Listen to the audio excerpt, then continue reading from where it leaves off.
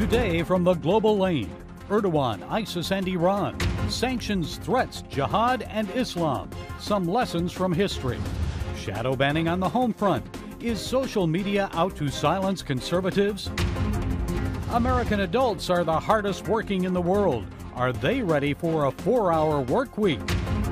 And I'll drive it home on intolerance and reforming Islam. You'll never guess what happened when some children were re-educated in the Middle East. And it's all right here, right now, from the global lane. Threats of sanctions against Turkey and war threats against Iran. The rhetoric between Trump, Erdogan, and the Ayatollah is heating up. What does it all mean? Well, joining us with some insights is Robert Spencer. He's the director of Jihad Watch.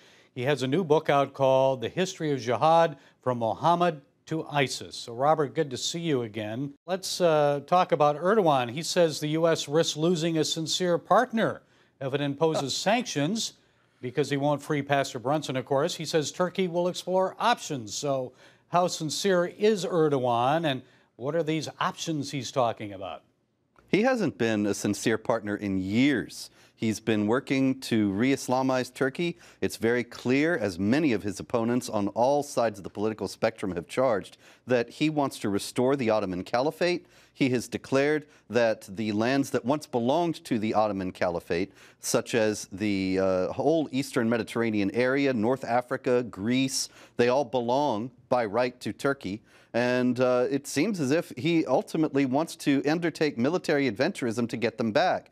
The Turks are constantly harassing Greek planes and ships in the Aegean. And so this is supposed to be a NATO ally, a NATO partner. He has not been that for many years. He was buying ISIS oil when ISIS was in control of 60 Iraqi oil wells. And so for him to say now, in connection with Pastor Brunson, that we're risking losing a reliable ally is plain deception. Turkey has not been an ally for a long time. Let's look a little bit more at that on concerning ISIS. Now, I know from my time in the Middle East, many people have said that he's been a staunch supporter of ISIS for a long time. So how extensive has his support been for ISIS? Is he still supporting the group? Well, ISIS, of course, has lost most of its territory in Iraq and Syria. And so while, yes, he still supports the group, it's not as important as it used to be when ISIS controlled a territory larger than Great Britain. But yes, he did support them, and this is because ISIS was fighting against Assad and the Kurds. And it seemed to be that Erdogan was working for the long term. What he wanted to do was have ISIS take out Assad and the Kurds, and then he could incorporate ISIS into a renewed Turkish caliphate. Seems like he really has a longing to control that northern part of Syria. Oh, yes. Is ISIS making a comeback? And what about Al-Qaeda? It's certainly not gone altogether, but it's substantially weakened. I don't think that it's in a position to recover the territory that it once controlled. But certainly it's not gone. We shouldn't think that the job is completely done there by any means. Are they a threat, or is Al-Qaeda still the greater threat? Oh, I would say ISIS is still very much the greater threat, partly because they've lost so much territory in Iraq and Syria, and they have internationalized. They've been working not only in Afghanistan and Libya, but also the Philippines and elsewhere around the world. Of course, also, and I think probably of most concern to people in the United States, is the fact that they have called repeatedly upon Muslims in the U.S., in Canada, and in countries of Western Europe to mount lone wolf jihad attacks. And with the dispersal of many of their foreign fighters, remember that in their heyday, they had attracted 30,000 foreign fighters from 100 different countries. And a lot of those jihadis have returned to their homes in Western Europe and even in the United States. I don't think they ever should have been let in. They were enemy combatants who had joined a state that was in a state of war with the United States. But they were let back in, and so I think that it's virtually certain we have not heard the last from them. And Robert, the president continues to push for a border wall. And as you know, there are many forces in this country who'd like to see open borders. What threat would an open border pose from ISIS and other terrorists? Well, you know, speaking of ISIS and its continuing threat, another place where it has been active has been Bangladesh. And it's noteworthy that in Laredo, Texas, there have been around 200 Bangladeshi nationals who have been apprehended trying to cross the border illegally. And so you got to wonder, is ISIS among them? Are they among the Bangladeshis trying to get illegally into the United States? It would stand to reason that if they know that's a vulnerability, they'll exploit it.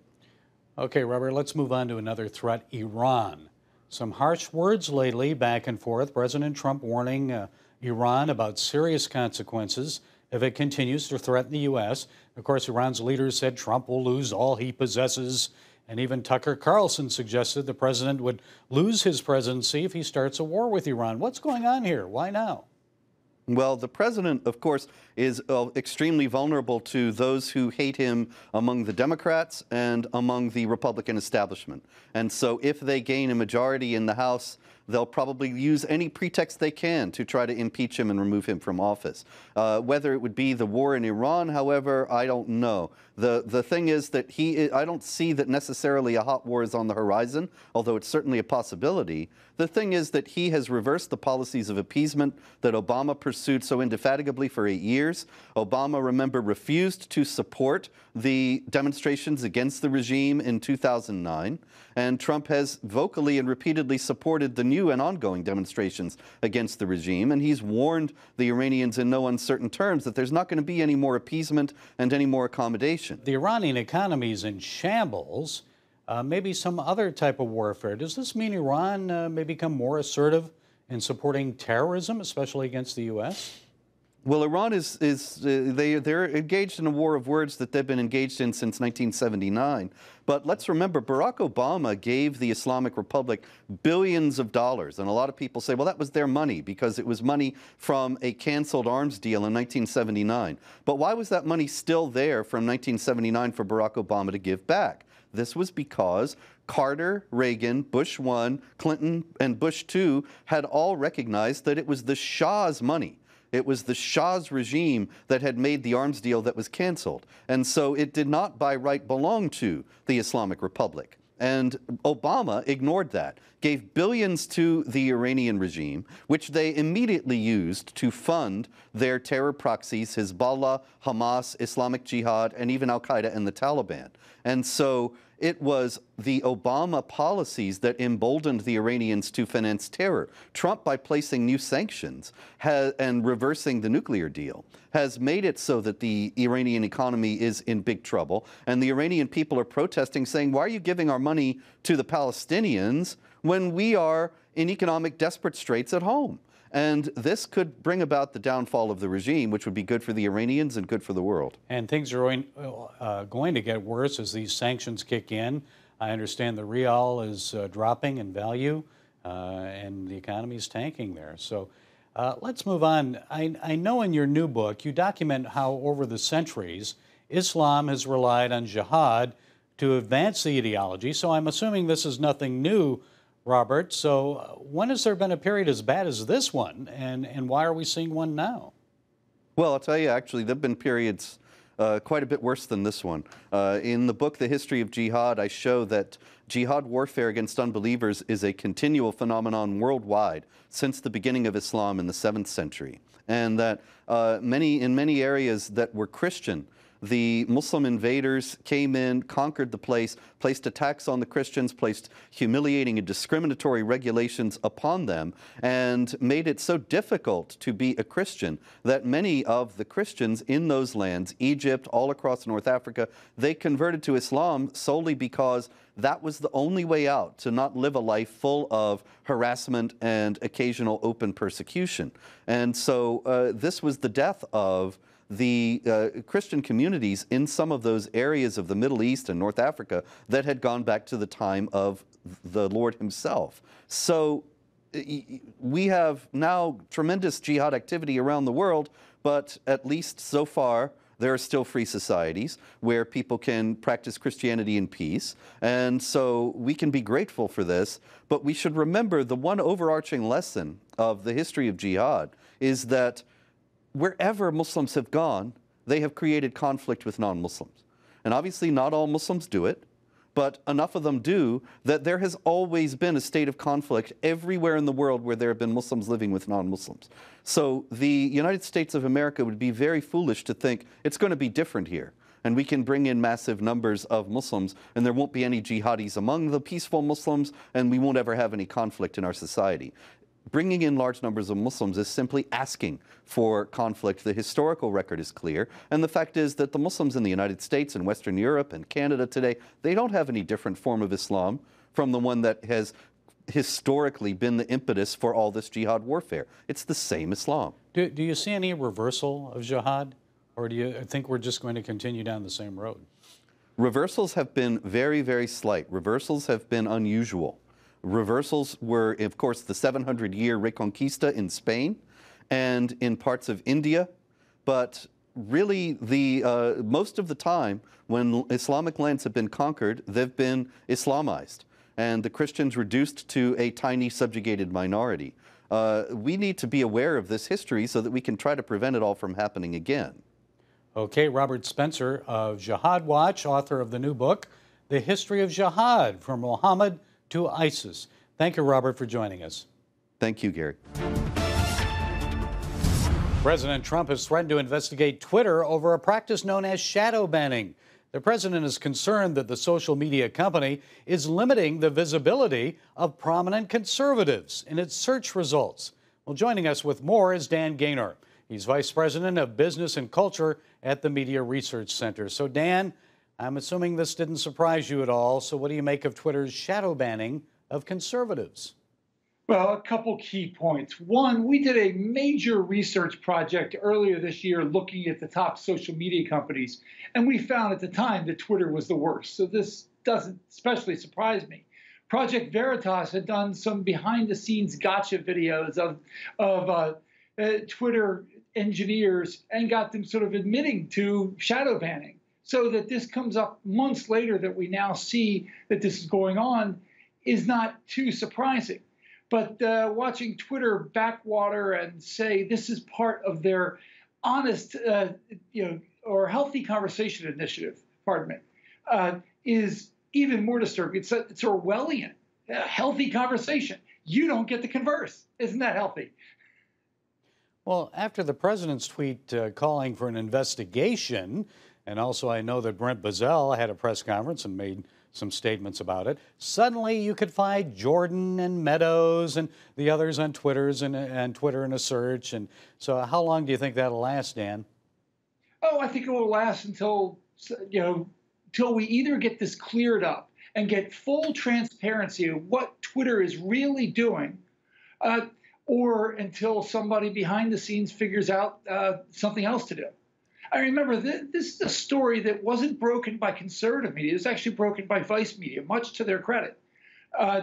And so when even liberal outlets are figuring out the conservatives are being mistreated on social media, I think that's when everybody needs to stand up and pay attention. This is an election year. These are people who are running for election that when you go to search for them, they don't even exist on the Twitter platform until, under the drop down. That's a scary amount of power. So it seems like Twitter may have a little more influence on the election than the Russians. I think all the social media companies have a lot of influence. You look back at post-2016 election recap, and the major media were willing to acknowledge that the right did what the left had done in 2012, and that was owning social media, particularly Facebook, as a platform.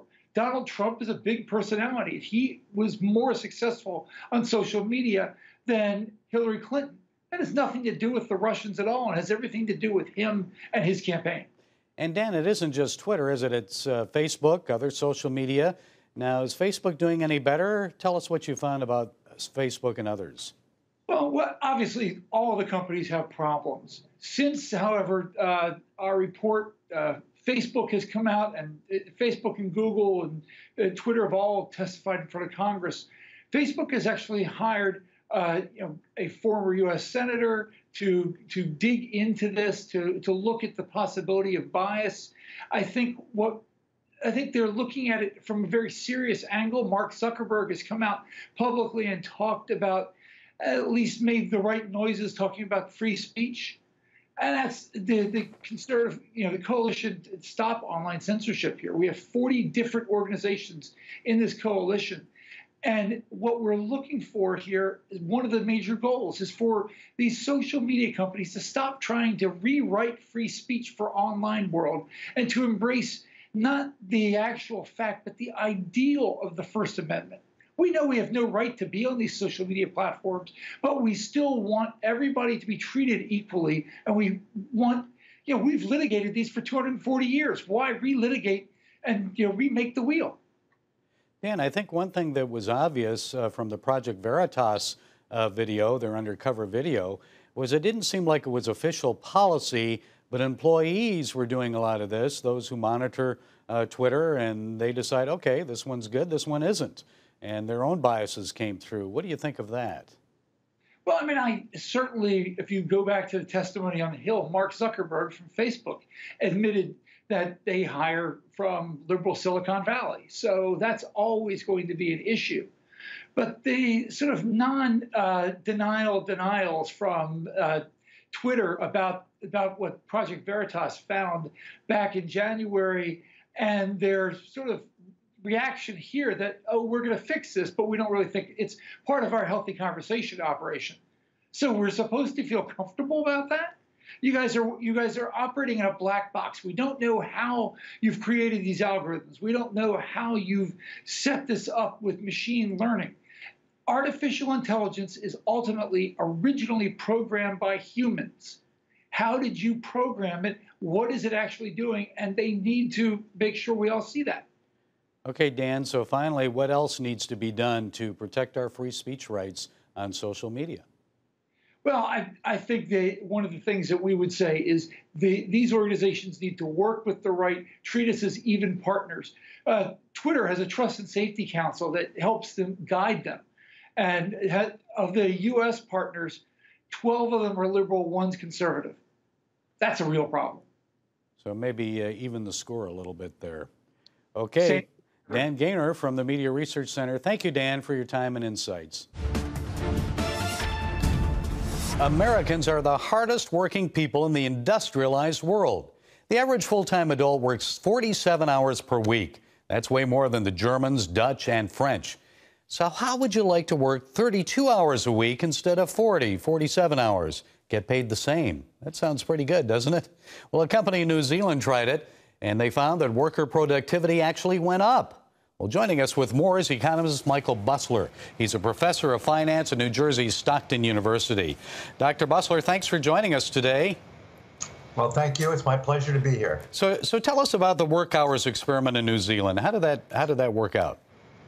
So it was a service company in New Zealand, and they said to their employees, for the next 2 months, March and April, we're going to try an experiment. We're going to pay you the same salary we've been paying you for a 40-hour week, except we're only going to make you work 32 hours. So instead of 5 8-hour days, 4 8-hour days.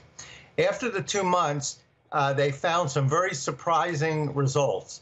One, they seemed to produce just as much output in the 4 days as they did in the 5 previously. And they found that worker satisfaction was up significantly, as workers found they had a much better work-life balance, 4 days working, 3 days of leisure. So they declared it a major success, and they think it should be a model perhaps for many more businesses going forward. Well, so that was in New Zealand. Would it work here in the United States where everyone's used to working hard and many people love getting that overtime? Yeah, I would have my doubts. I also have my doubts a little bit about this study. It was only carried out for a 2-month period.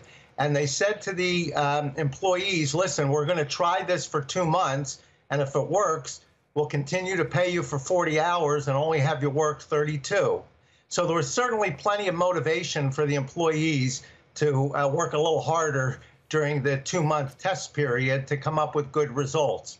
I suspect if the tests were replicated and done over again, and the time period was stretched longer, probably a year, I have a feeling that the results would not have been the same. I think that productivity would have eventually started to level off a little bit, maybe back to the same levels they had during the 40-hour week. What impact would there be on productivity at a factory, a business that depends on quotas?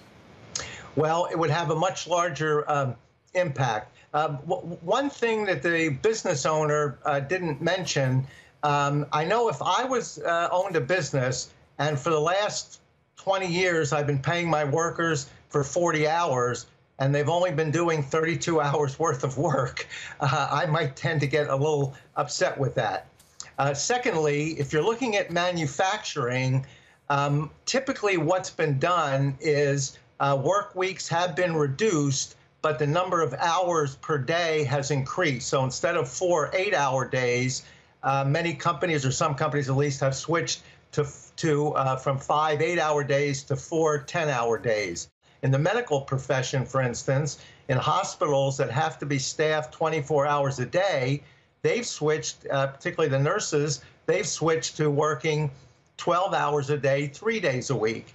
And that's tended to work out fairly well for them. I know of some companies that have switched to 4 9-hour days and then half a day on Friday. And that's tended to work out fairly well also. In addition, there are a number of businesses, a number of industries like retailing, where the trend is to go to more hours. They're open 10, 12 hours a day, 5, 6, oftentimes 7 days a week. And if you start cutting employees down to 32 hours a week, you still have to have coverage. That's going to drive up labor costs. We're going to have to hire more people. That'll drive up labor costs. What that may end up doing is causing some more problems with the economy, particularly in sectors where they cut down to 32 hours, and after time, the productivity goes back to where it was before. Now you're paying people for 40 hours worth of work. Maybe they've dropped down to only 32 hours worth of output.